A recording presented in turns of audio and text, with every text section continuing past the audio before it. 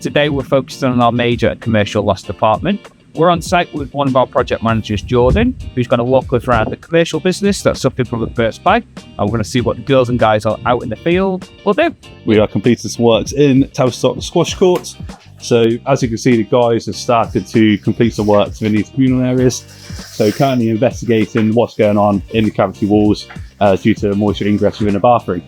So as we walk into the bathroom, the main effect of the flood was the pipe that's just behind the wall there. So that's caused a leak which has flooded all of the ground floor into the shower units and also into the squash courts.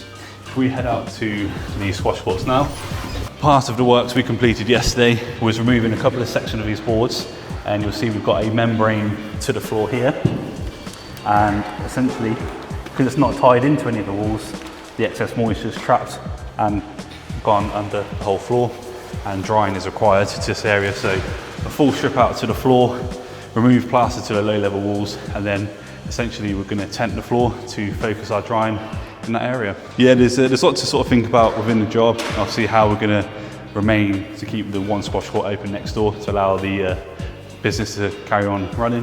But yeah, we'll get in there. Works are moving forward.